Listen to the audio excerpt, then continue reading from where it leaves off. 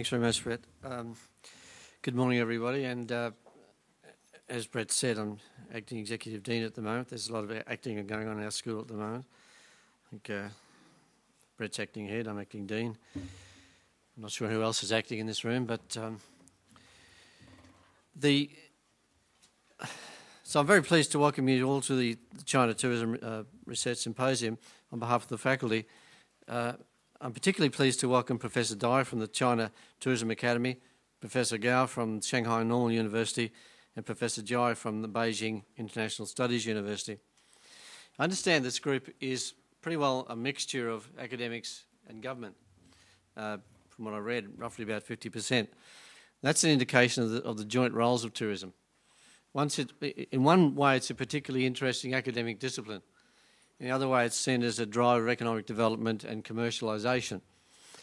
And the fact that we've got this mix of people is probably a realisation that that's true.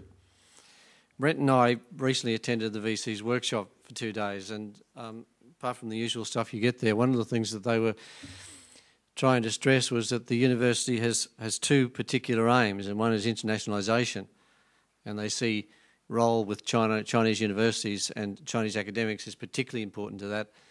And the other one is that they want to try and strengthen their commercial development and to commercialise some of the academic property which is developed within the university. And tourism is probably the best example within our faculty of people doing that. I came into this job about 2 years ago and knew very little about tourism. As an economist, I thought that you could model tourism within 3 variables, really, just use a bit of price, maybe a distance variable, and then put in a random variable, and everything else will be explained. After talking to Roy Ballantyne for a couple of minutes, I finally realised that wasn't true.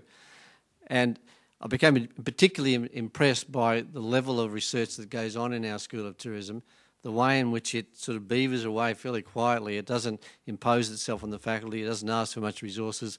In fact, it doesn't get much resources. But it does a particularly good job in presenting an image of the university and its outward-looking research to the world, really. So it's just another initiative from the school. And if you look at the faculty, where we have business, law, economics and tourism, tourism is the smallest, but per capita it's probably the most engaged and it's probably the most research-intensive. So in short, it's pretty impressive. Look, that's just about all I have to say. It's very pleasing to see such a turnout here. I hope you will enjoy the symposium, and it's very valuable too. Thank you.